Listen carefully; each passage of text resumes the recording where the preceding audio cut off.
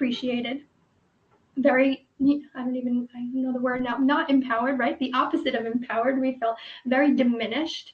And we haven't wanted to elevate or didn't even believe in ourselves because of the people around us. So your compound effect now, right now, it's not in the dollar that you think it will be, but it will be eventually because of what you've done for other people and taken the ego out of it. And I always believe, right, I want to make more money because I want to help more people, right, in my direct family and the people around us. And some people are like, well, it's not just about the money.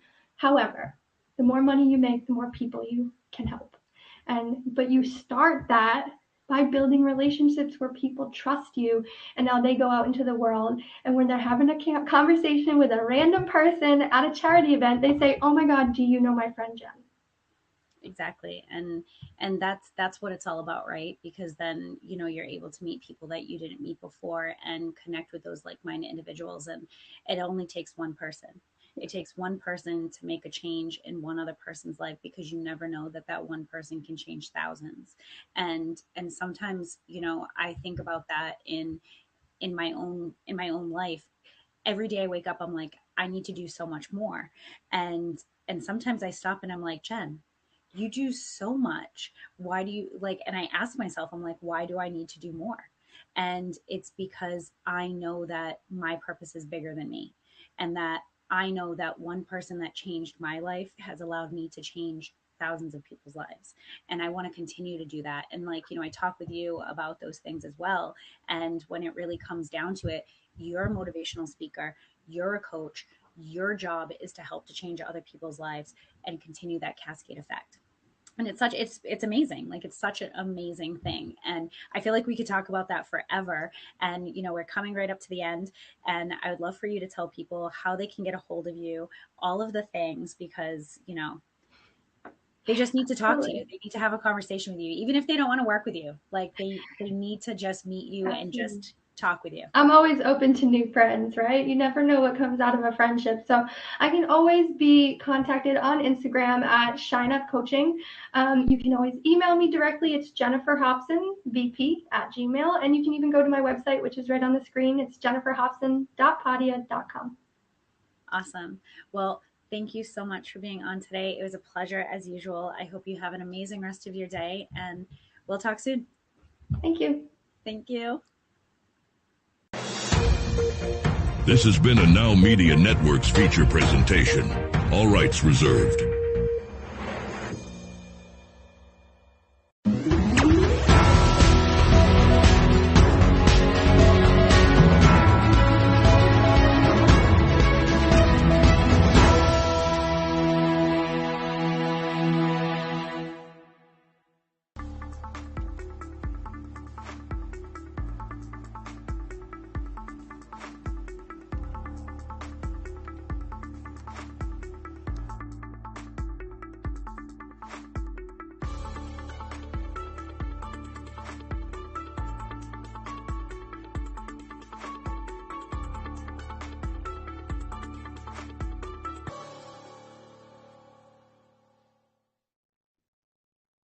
Hi, I'm Dr. Alan Badeau, and welcome back to AI Today.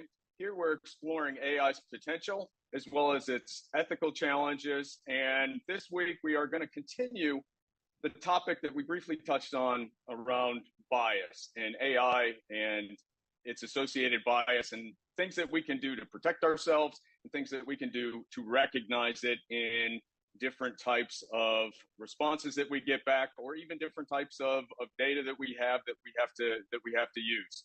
So again, we are very lucky to welcome back Mr. Bruce Schneier, a renowned security technologist, as well as an author and a faculty associate at the Harvard Kennedy School Carr Center for Human Rights Policy, and a fellow at Harvard Kennedy School's Belfer Center for Science and International Affairs. Bruce, it's great to have you back. Thank you again for being here. It's mostly good. That's a mostly good intro. I'll kind of leave it, but we should talk about the affiliations are complicated at Harvard, but it is nice to be here. And funny, yes, they are. The intro to this segment, and I'm realizing yet again that every single AI visual the media uses is terrible.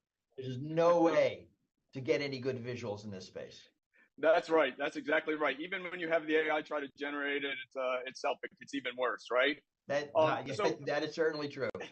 yeah. So Bruce, from a bias perspective, we're always trying to recognize it. We're always trying to tell our viewers how they can either avoid it, recognize it, or at least understand what it's doing. What sort of advice do you have for our viewership in how they can recognize bias in some of the responses that they get back from an AI model? It's no different than recognizing bias in responses you get back from humans you ask questions to. I mean, today's generative AIs are just reflecting the corpus of data they're trained on, which is all of us. And this is, in a sense, the very definition of systemic bias, right? The system is just imbued with bias because we humans are, and then the system is trained on it and produces it. I mean, but in a sense, this is no different from, I don't know, a hiring system or a policing system or a system for bail or loans or student admissions, even if they are administered wholly by humans, right? No AI involved. You recognize bias in any of those things by looking at the output. Now, you probably can't say any one decision is biased because it's one decision, but if I can look at all of a university's admissions or all of a bank's loan, the loans they award, right? And then we can see, is that fair? Is that biased? And we in society have a lot of ways of doing this. It doesn't require knowing the internals, right? I can't open up a police officer's brain and see how the neurons fire. All I can look at is the output. And in a sense, that is no different from these non-human decision-making systems. We look at their output and we see if it is biased. And this is hard, right? Bias has a lot of different definitions, right? Fairness has different definitions that are contradictory. And it is not a machine, it's not a machine processed for what is fair. We humans have to tell the machine what is fair, and the machine can do that. But that is a very human decision to make. So that is what we do. There's no difference in most ways.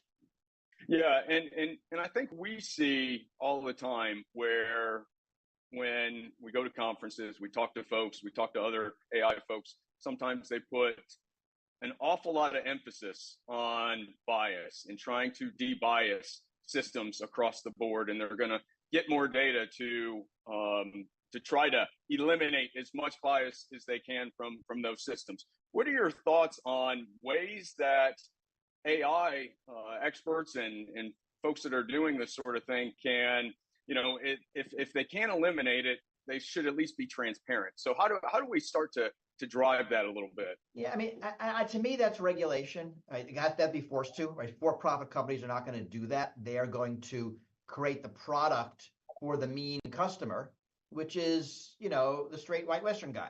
Right? That's what it's going to be. And if we as society expect the companies to make their products and services fair to everybody, we have to force that. Sometimes it's a matter of subtle. I mean, maybe the early image generators, when you asked for an image of a doctor, it gave you a male. When you asked for an image of a criminal, it gave you a blackface. Right? That's one kind of bias. A wholly other is some of the facial recognition systems worked better on light-skinned faces than dark-skinned faces. And, that's a problem of testing. Right? You're not testing on a broad swath of humanity. Some of the systems for speech recognition worked less well with higher pitched voices. Right? And again, who's in the room when there's testing? So there's different kinds of bias, and it's really what we as society expect. Right? I mean, the company could, make an AI that works for straight white guys. Now, do we want that? Would we allow that? Or is that an okay market segment for them to go after? Again, these are really not AI questions. These are fundamental societal questions, which makes them hard. Because right now in society, we tend to defer to money, the corporations, and we don't regulate. So we are unlikely to make these demands. But they're important because they're going to reflect us. And a lot of it isn't the AI. Think of generative AI. There's a lot going on between the query you type and what the AI gets, and what the AI produces and what you read. And a lot of the anti-bias happens in that middle layer. Like, even if we can't debias the AI because it's trained on Reddit and Reddit sucks, we can filter the input and output in ways that we think are better. And systems are doing that. You type a query and it'll be changed, or it'll be added to in ways that reduce bias. Sometimes there's overcompensation. One of the recent, I think, was Google image models overcompensated. You asked for Norse kings and you got women. That's right. Right? Now, so this is an iterative process. We will figure this out. But, I think in a lot of cases, companies want to do the right thing as long as it's not too expensive. Yeah. Yeah. Right? If it's too expensive, hell with the right thing, we want to make money. But as long as it's cheap, they'll do the right thing. Yeah, and I think we've seen even a complete brand new market open up around AI and companies that are creating AI, these large language models, to monitor bias from other large language models. Yeah, and it's all over the place. I think that largely is not going to work. I mean, it'll work. It'll work in practice, but not in theory, if that makes any sense. I mean, the theory of AIs watching AIs is completely flawed, but in practice, you can probably get some of the way there by having different AIs monitor each other, just like different humans might monitor each other. Right? If I write something, I send it to my editor who says, this sentence here maybe is not okay. You shouldn't say that. Right? And they're acting as a check on me. That's right. So yes, we can certainly do that. Again, the question is, what is the will? Are the companies being forced to? By who? Under threat of what sanctions? Because the market's only going to push it so far. Right? The profitability limits what will be done. And the companies, we see that even non-AI, just look at social media and democracy. Right? They're willing to do some, but not a lot to make sure democracy survives. As long as it's cheap, they're in, but once it affects their profits, they're not. And AI is going to be no different. That's right. Yeah, and I think social media has been a huge driver around bias and AI, and I think we've seen, there is so much generated AI generated material that is just popping out on Instagram and Facebook and all those other social media platforms. So this is bad. I mean, the term I've heard, I just heard it last week, is slop. Right, which is cheap AI generated content, and whether it's images or posts or text or comments, it's just AI stuff that is now everywhere, gumming up everything, and now your feed is filled with it. And people think this might be existential for social media. That if all the slop is out there, I mean, already Facebook doesn't let you talk to your friends. It's now feeds. Yeah. But if it's like AI generated feeds that aren't even real, it feels like an existential moment. So we'll see, right? Will the companies step up and say, we want to prioritize human connection because that's kind of what our brand's about, or we're just going to go to the highest bidder because that's what our brand's all about. Yeah, and it seems like once again we continue to have that go back where you've got to have some sort of human involvement in there. We still have to be the adults in the room sometimes, and if it's all AI and we're not in the room, then it's just the Wild West, I think, and we've got a lot of work to do. Yeah, it's sort of interesting. I mean, people have been writing about this. What does discourse look like when it's filled with artificial personas? And that would be like the fact that you and I are talking here. At least assume it's you. It could be an AI avatar. Your background's blurred, which is suspicious, but I'm going to assume it's you, at least for now. Like next time, you don't know. Right? There's a connection here, and if I'm talking to an artificial person, I perceive this connection when there's not. which really means I'm being manipulated by Yes. someone, because someone is controlling the AI on the other end. So now this really is very much a money by speech at even a greater degree than advertising, right? The money by speech debates of the last decade. That's right. So it's going to be interesting to watch how we do this.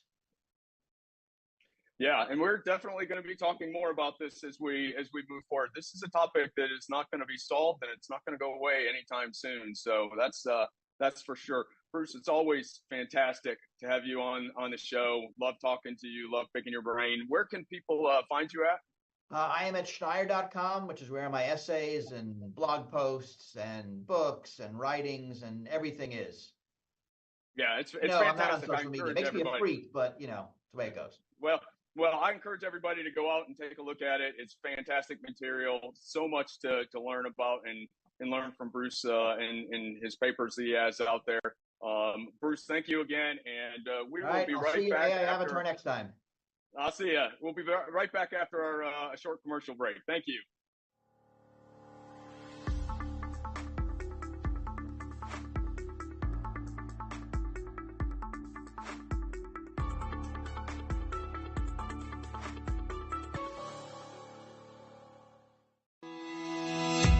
Hi, I am Noura Al-Masri and welcome to Echoes of Impact with Noura.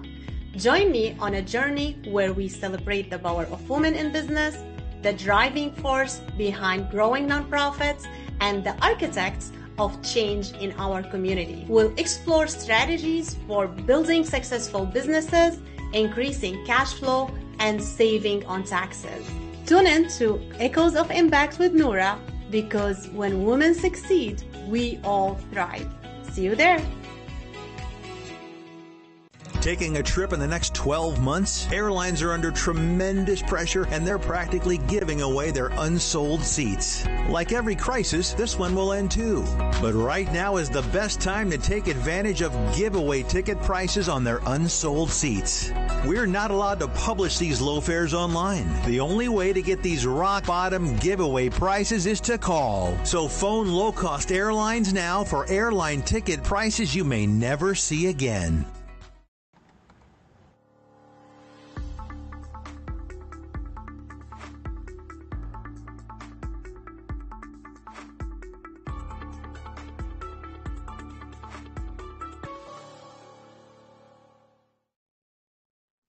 Welcome back to AI Today. I'm your host, Dr. Alan Badeau, and I'm fortunate enough to have back Dr. Pamela Gay, astrophysicist and director of CosmoQuest, a regular on the show. She's fantastic, a citizen science leader really in the field, and she is bridging the gap between what professional researchers are doing and everyday space enthusiasts. And her podcast is called Escape Velocity Space News, and I encourage you to listen to her on Saturday nights at 9 p.m. on NowMedia stations. And Dr. Gay, again, thank you for being here. Wonderful to have you back. It's really my pleasure. This is such an important topic that is really affecting everything. Yeah, it sure is. And we're going to continue the discussion from last week, because one show is just not quite enough for something like this around bias. And I think folks are seeing more in the media and recognizing that it really is impacting every single thing in their life, whether they go to the airport, whether they do internet searches, whether they're using Google or whatever that is. And this week, I really want to touch on some specifics around how these models are behaving and where they are showing up in certain places. And so I think from your perspective, let's focus on some of the imaging technology first. Where do you think, or how do you think we can prepare folks for some of the things that they may see incidentally, and how to handle that? One of the biggest problems we've been dealing with is inherited. If you go to any stock image repository, whether it be Getty or Alame or anything in between, and you type in the name of a profession, it will give you the stereotyped gender of that profession and inevitably a white person. And it's become a running joke. Now, the problem is that we are using this stock imagery, as well as things like Flickr and other sites, to then train all of these different AI image producing software, whether it be Midjourney or Google's Gemini. When you go and you say, give me an astronomer, it's inevitably going to give you a gray-haired white male unless it's been programmed specifically to not do that, in which case hilarity just might ensue. Mm-hmm.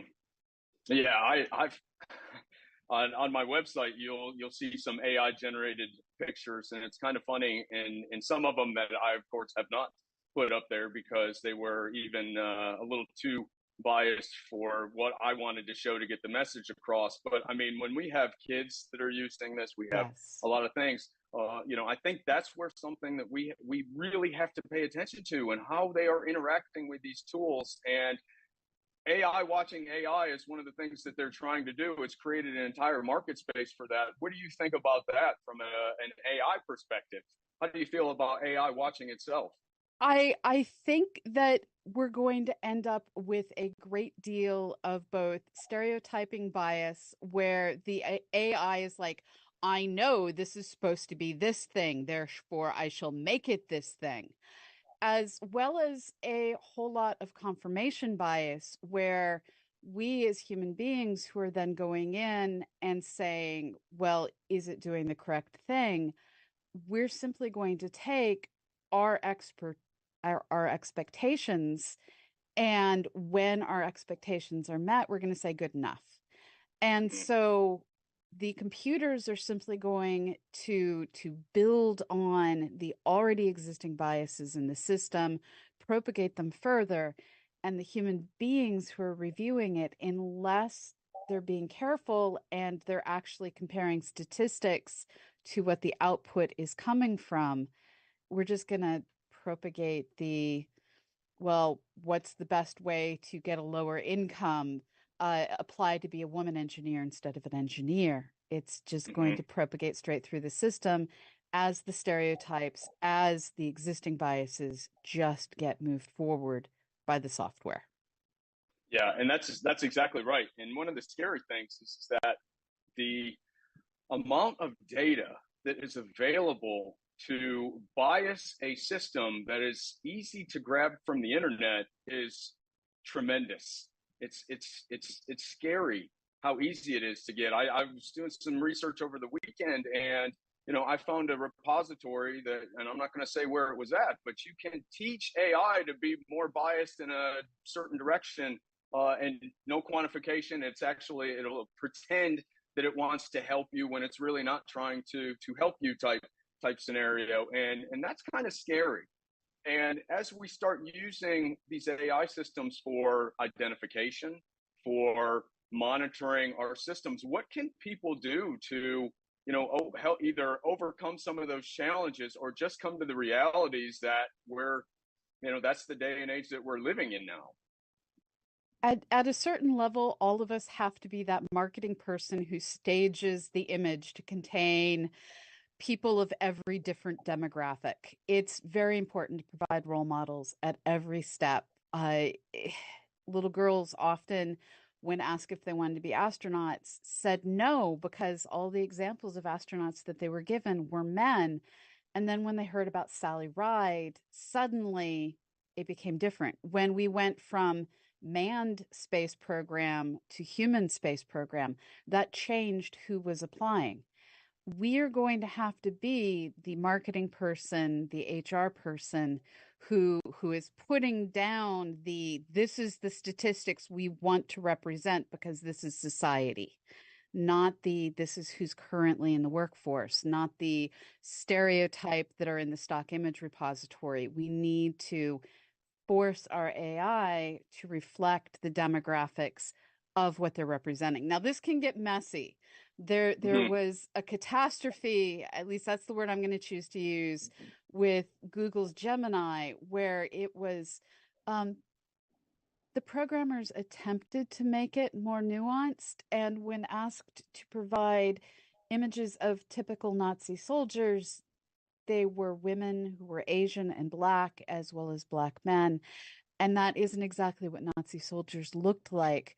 So we have to No. be careful and figure out how to train our software to actually read the history books. That's right. That's right. There is some common sense that AI just doesn't have yet. And I don't. Well, the good thing is it's not going to have it anytime soon. But it is something that we have to always remember that we have to be the adult in the room, and that's what I'm telling folks now. You've got to be the adult in the room. You can't be the another AI inside of that system. And I think from that perspective, I know a lot of folks that I talk to are worried about AI for biometrics, for security, for those kind of things. How can we make those kind of systems perform better than the commercially available systems that are out there? We simply have to remember you have to test on all the different kinds of humans that your software is going to be interacting with. The famous example of this is people of color not triggering motion sensitive lighting, especially in hotel hallways.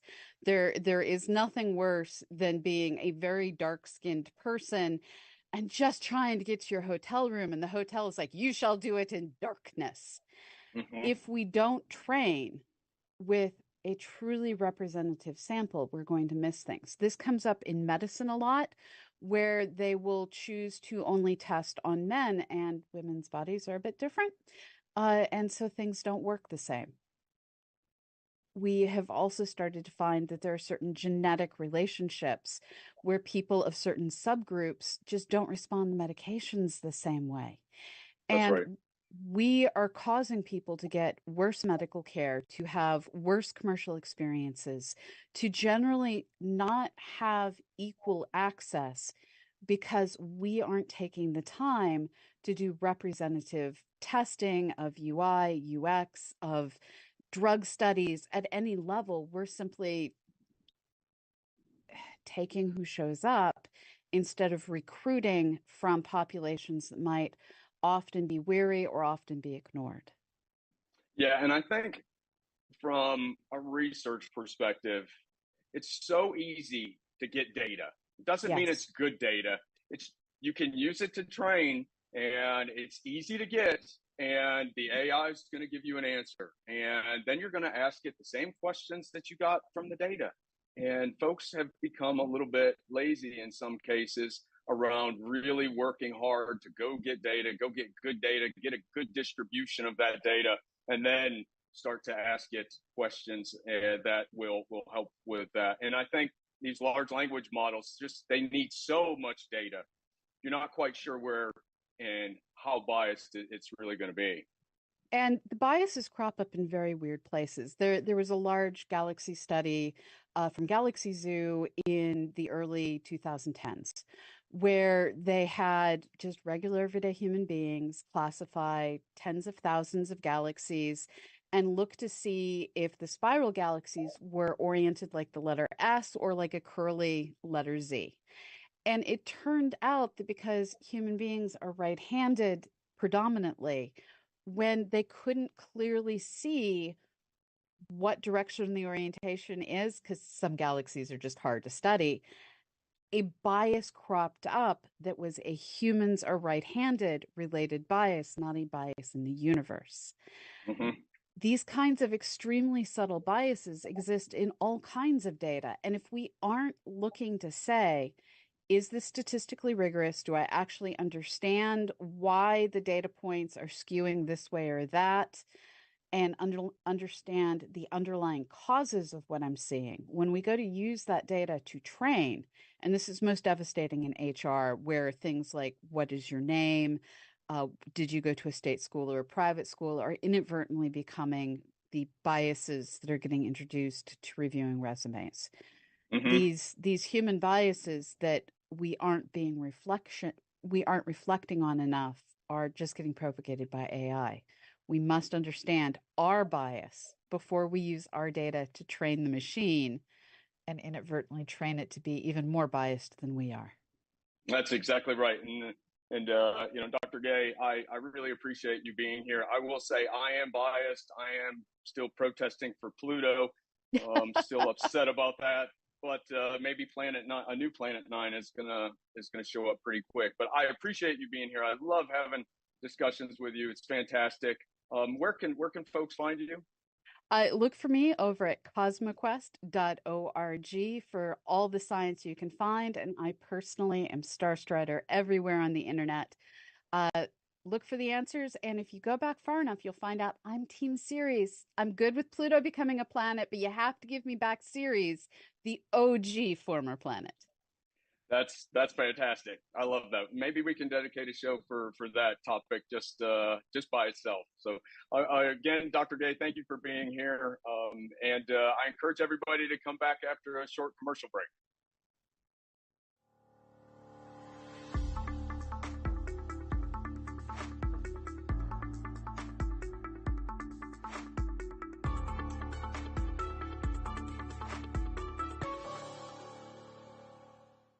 What if this happened to you when you're alone? Or what if it happened here? With MedGuard Alert, you're never alone. You can connect with medical professionals anywhere, anytime. And now MedGuard is introducing our exclusive new Care Watch. If you need help quickly, use it from anywhere to contact medical professionals. No cell phone required. The Care Watch is not only a life-saving medical alert device, it's a revolutionary health monitoring system that checks your blood pressure, heart rate, oxygen saturation, and much more. And here's the best part. If you have Medicaid, you may qualify to get your Care Watch for free. The Care Watch is only available through MedGuard Alert. Call us right now. We have monitoring programs starting as low as $1 a day. The call is free, activation is free, shipping is free, and no contract is required. Remember, with Medicaid, you may qualify to get your Care Watch for free. Don't wait. Call us to get your Care Watch right now. Operators are standing by.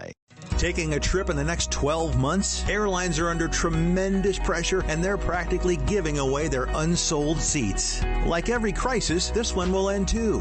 But right now is the best time to take advantage of giveaway ticket prices on their unsold seats. We're not allowed to publish these low fares online. The only way to get these rock-bottom giveaway prices is to call. So phone low-cost airlines now for airline ticket prices you may never see again.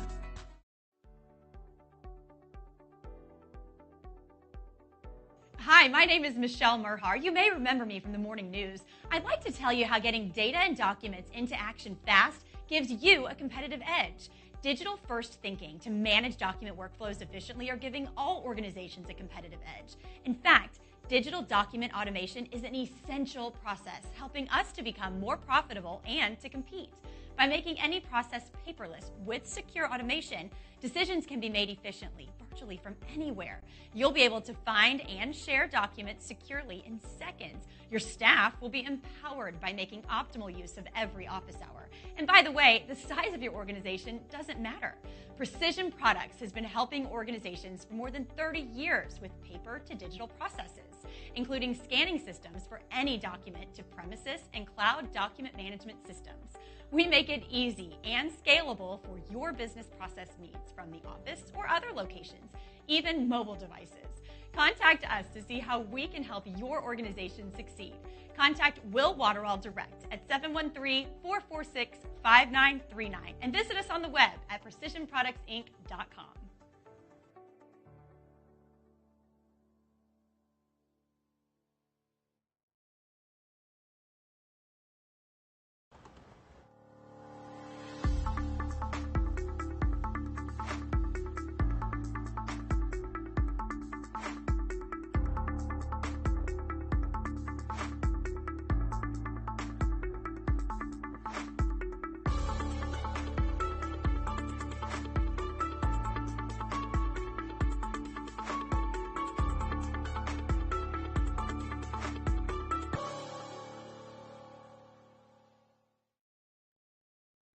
Hi, I'm Dr. Alan Beddoe, and welcome to AI Today. Here we're exploring AI's potential and ethical challenges. And this week, I'm excited that we're going to talk about a very hot topic. We're going to talk about data We're going to talk about data bias and data transparency. And I'm pleased to have back this week Dr. Pamela Gay, astrophysicist and director of CosmoQuest. You guys have seen her on the show before. Very excited to have her back. She is leading the citizen scientist programs and really spearheading that for everybody that really wants to get invested in some sort of technology and science. She's got a podcast. It's called Escape Velocity Space News, and she can be heard Saturday nights at 9 p.m. on NowMedia stations. Dr. Gay, thank you for joining us again. It's my pleasure, Alan. It's so good to get to talk about these complex topics. Yeah, this one is especially complex simply because we've had so many different events that have taken place over the past year or so, and whether it's cybersecurity, whether it's some of these models not behaving the way that they should, whether it's folks that are using the models inappropriately and it just happens they didn't check it and it lies. What are some of your thoughts when you look at the bigger picture around data representation and how folks should be presenting the information that they get from these large language models? I think the number one thing that folks need to do is admit when they're using large language models and understand their limitations. My favorite examples, and there's so many of them, I think the most famous is the legal case where the lawyers went to ChatGPT, asked it to help them write their legal brief, and it quoted case law that did not exist. And what people don't seem to understand about software like ChatGPT is they are writing in the style of. They are not actually doing the research. They are not actually reviewing the case law. They are saying, this is what a legal brief should look like, and generating one, and in some cases hallucinating the references. So what we need to get in the habit of doing is recognizing we as human beings, we often have done the research, or we need to ask the machine to do the research instead of to just write the brief.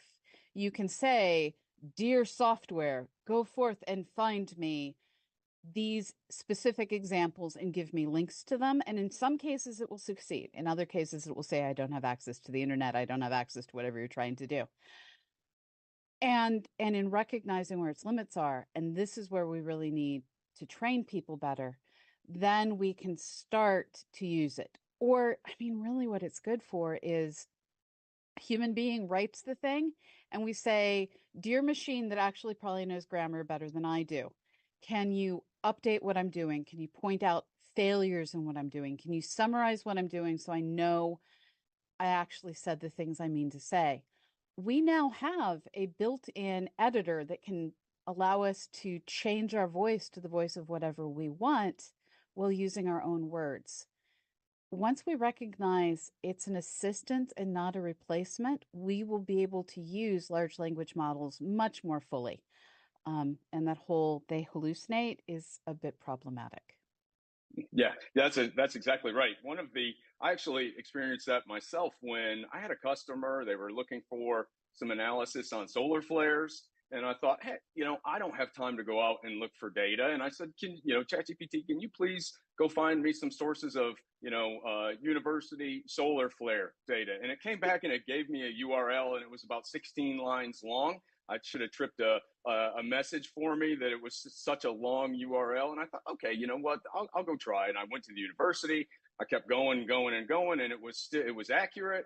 And then the last 4 links that it provided to me were just wrong. So it got half of it right and the last half of it wrong. And so, of course, I wound up having to go do it myself. But still, it tells you in such a convincing way that you want to believe it, but you just got to check it. And I think that's an important thing that folks are finding out from a consequences perspective. That legal case is really fantastic. What when you look at the unintended consequences that those folks faced, of course, they had to go through a bar review and all this other stuff. What do folks, though, at home need to think about when they're looking at some of those unintended consequences for doing stuff like that?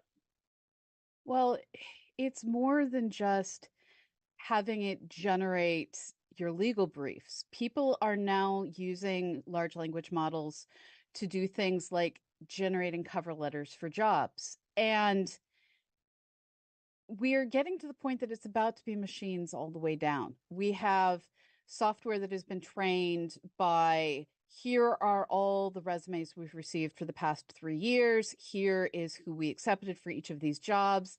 Now learn from us how to hire people. So the machine has been trained based off of our own human biases to pick resumes to forward for interviews. Now people are starting to write their resumes, write their cover letters using generative AI. If machines are generating the resumes based on what they know of who is hired, and if machines are then figuring out who to hire based on the resumes, where is the human being? And also, everything we're doing is obscuring sometimes that excellent small thing that makes one candidate so much better than another that a machine won't know about, because a machine is looking to make everyone cooker cutter identical. It's starting to become a version of the book Metropolis, where every employee wears the linen suit, the black cap, and identical shoes. We are so much more than what the AI wants us to be, but the AI is writing for the AI, and it's AI all the way down. That's exactly right. It feels a little bit like Mr. Smith from the Matrix sometimes, the candidates that you get from the AI.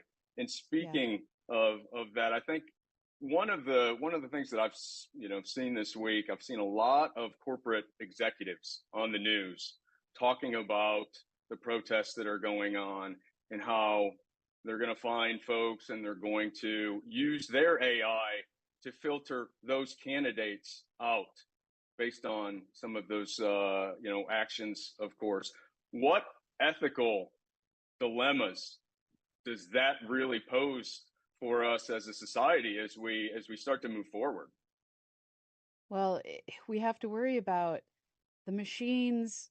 First of all, are going to catch a lot of innocent people involved. You have students who are just trying to get from one class to another, who look at the wrong camera at the wrong time, and now they're on a YouTube video, now they're on a TikTok, and they can be identified. And they weren't doing anything. Then we also have all of the students who are knowingly out there, knowingly protesting, who are in danger because they're in these videos and they're being identified. They're not breaking the law. They are acting on their conscience. They didn't ask to be doxxed, but now AI is essentially in a position to begin to dox people. And we live in a world where we have people saying we need to punish people who are out there doing that. And it puts us in a position where AI allows vigilante justice in a way we never anticipated. And not everyone should become Batman. And AI is allowing everyone to become Batman online, and the consequences can be extremely real. These kids, they've been monitored their entire life. I look back at like what you and I were probably capable of doing when we were kids and could head for the hills on our bicycles, and no one knew where we were, and we were told stay within a block, and we were 5 miles away. At least I was 5 miles away.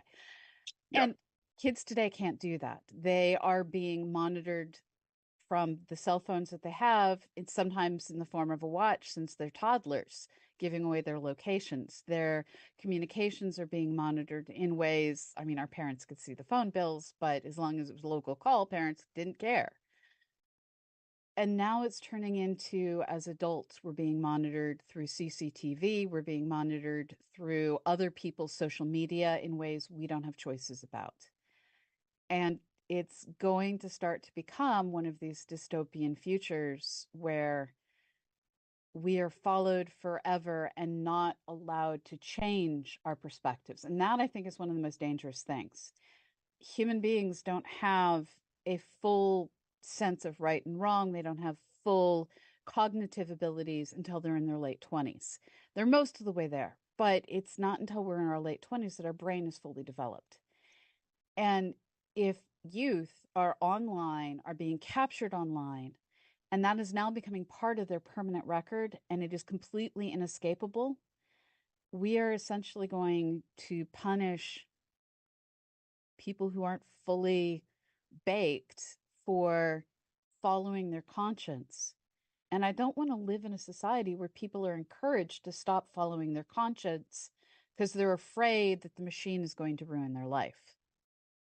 Yep. Yeah. And I think that's an important concept that folks need to really embrace, because one, AI doesn't have context when it's looking at things a lot of the times, especially in many of the cases that are out there, peaceful protests.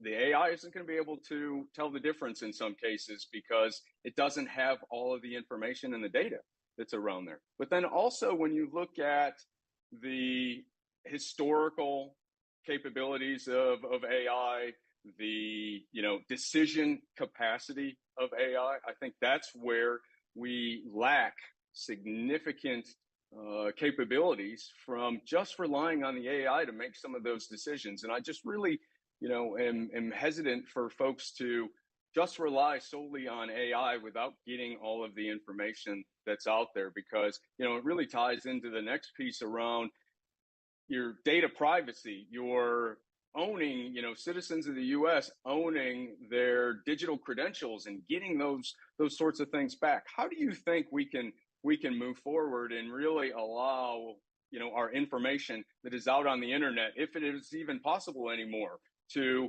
gain back our digital footprint and start to own that information?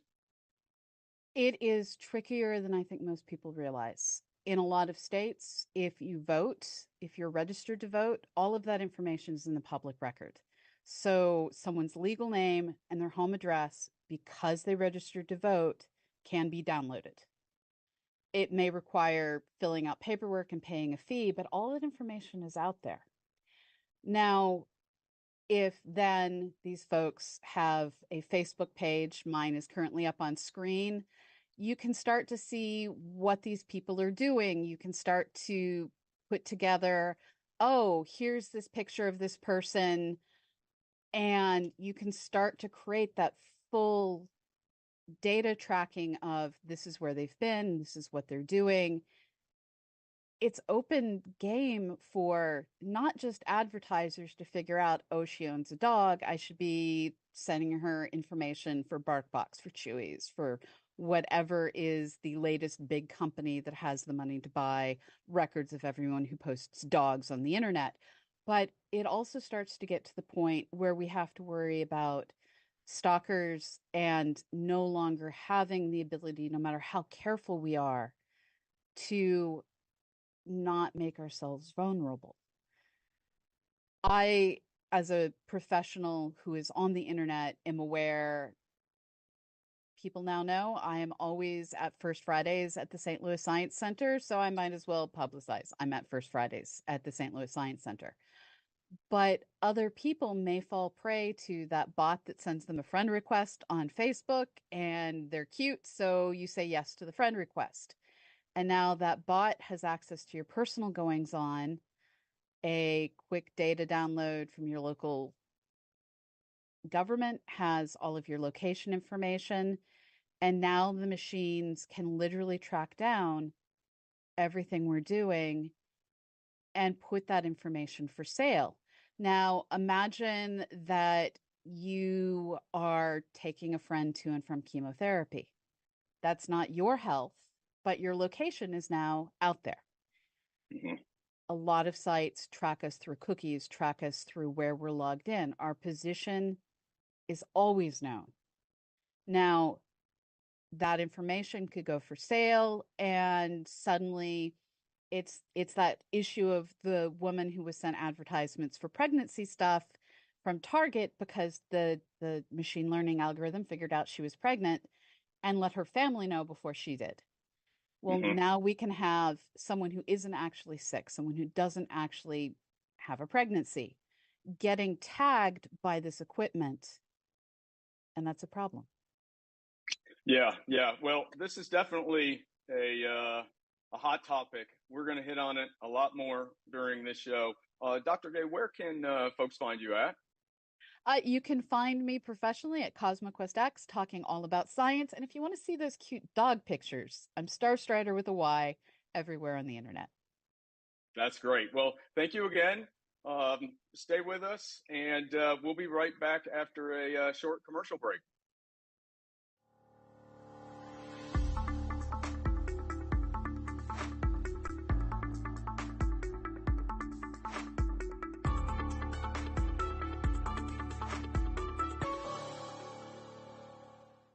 Are you ready to shake up the world of health with me? Welcome to Disruptive Health, where we are flipping the script on traditional wellness. I'm Dr. Denise Brown, and on this show, we are diving deep into the latest trends and breakthroughs in health and wellness. Whether you're curious about nutrition, exploring new therapies, or just want to live your best life, Disruptive Health is your guide. Don't miss Disruptive Health, coming soon to NowMedia TV. Are you nearly maxed out on your credit cards? It doesn't matter if you're using your credit cards for fun or to survive. At the end of the month, your statements come in, and you can either pay them or you can't. If you can't, late fees and interest rates get tacked on. And now you're struggling just to make the minimum payment due. Do you feel trapped? Am I talking to you? Good, because I personally researched some companies that can help you. They may be able to reduce your credit card balances by 50% and stop the late fees. If you qualify, please call our special debt hotline number right now for a complimentary free 5-minute consultation. Deal with your credit card problem now before it gets much worse and put more money back in your pocket. Trust me, I've been there too. Call right now. Call 855-993-2096 right now. That's 855-993-2096.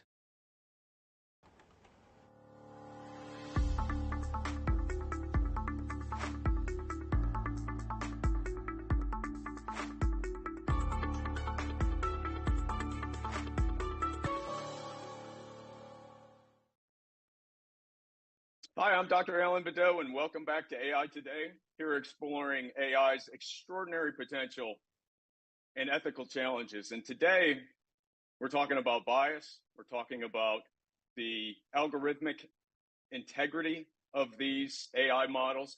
And I'm excited to welcome back Dr. Jay Lee, a visionary in industrial AI. He's a Clark Distinguished Chair and Professor at the University of Maryland, go Terrapins, and the Director of the Industrial AI Center in the Mechanical Engineering Department. Dr. Lee, thank you for joining us again today. Well, thank you for having me again. Dr. Lee, one of the things that is a very hot topic right now is, bias. It's the model integrity, it's data integrity. And I think from your perspective, algorithmic transparency is something that you really take to heart because of all the quality assurance that you're working through. Can you explain how you are really embracing algorithmic transparency and the need for the users of AI to understand how the AI is making these decisions? Well, I think in general, right, when we develop algorithm, it's not about the trying error, right? Something like engineering, because I'm an engineer, right? So in engineering, we often call system engineering. Why we call system engineering? From the way how you design things, how you do simulation, how you do fabrication, engineering, integration, and life cycle support, whole life cycle, right? So what AI development is not about algorithm, whoever invents something, but when you implement the algorithm, validate it, then how can other people also can debug it, right? So transparency to some extent is about how you physically show the smaller, the last small loops of a domain loop. Domain loop means I'm an expert. I use my judgment to make that kind of a special code, right? Or write some special criterion and make decision. So that's very important. But of course, some are intellectual property. They may not share with you. So there are a lot of open source code out there.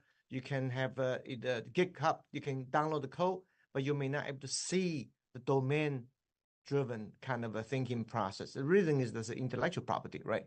But for me, assume that's in the same organization. When somebody want to share, you have to be able to see the flow chart, how the code developed, algorithm developed, how the validation process done, and how the troubleshooting process, right? So eventually somebody else can repeat what you have done. If we are the company, if only one person can do their job, nobody else can repeat that person's job. Something wrong. Am I correct? Yes. We are Yes. one Yes. company. Yes. We have to support our customers. You cannot say, oh, if this person left the company, that's it. I don't think that's a practical, that's the legally correct, all right? So we have to support our customer in the life cycle of whatever you developed. But that's where you have the transparency is important. Number two, traceability. How you develop the process, how you validate the process, which data do you use? We have to know, right? Eventually, you have to be accountable in terms of what you do, not just using today. Some people using free open source code. Yeah, but again, it's not about copy. It's how you engineer the code. Make sure there's no bug, right? And also, Yes. or if something is a problem, somebody can fix it, right? The third is transferability. I call 3T: transparency, traceability, transferability. So can transfer to somebody else. Somebody can take over, continue enhancing, improving, and also finally they can supporting that function. To me, that's very important. Yeah, absolutely. I agree 100%. We know that one of the challenges with machine learning, just in general, is, we always say bad data in, bad data, bad model out, right? And, is AI and machine learning are really permeating every single aspect of our lives. How can we make sure, as scientists, as small business owners, as folks that are trying to use this technology as much as possible, that the data is valid and that we're using it the right way? Well, this is the most critical question because AI is A mean algorithm, B mean big data, C is mean computing. I call ABC, very simple. A is algorithm, B is big data, C is computing, very natural, right? Flow.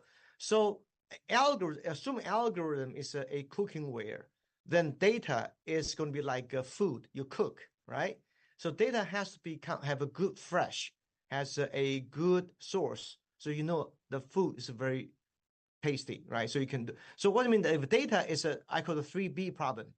The broken because you collect data at different time, and the second called bad, baseline bad. You have poor baseline, which means when you compare data in different baseline, like if you have a jet engine, take off, cruise landing, that's a baseline, right? So if you don't have baseline, you just take all the data of engine. That's wait a minute, I don't understand what that means. Third, background. Background means you have to know what the background is, right? And the weather conditions, the wind turbine, or your data running what condition. So the 3B problems, normally we have to label them. So today, a lot of companies have lots of data. I often say that data may be useful, but you have to evaluate whether data is usable, right? Just like I donate my blood. Blood's useful. But if I'm HIV carrier, then my blood may not be usable. I'm sorry, right? Mm-hmm. Yeah. So yeah. Same thing. Data useful may not be usable. Why not usable? Because you have a 3B problem. Broken, the bad background, and the poor baseline, right? So if a company has a lot of data, but it doesn't mean they are AI ready. They are machine learning ready. They're not really. You have to label them, prepare them, make sure they are AI ready. That process is investment. It's not free lunch. Nobody That's right. helps you, right? So we work with many companies. I don't have to mention name, but sometimes people tell me I got a lot of data. We spend a month work with them. Then we finally came back. I'm sorry to tell you, 80% of your data is not usable. Maybe they're useful, but not usable, right? To make them AI ready. So I said, oh, how could that happen? Well, because when you collect them, you did not prepare them for machine learning purposes. Am I correct? So from now on, If you want to do a predictive system or you want machine learning ready, you have to prepare them with a baseline, with a background, with a label, and with the right regime, working regime. So you sort them by types.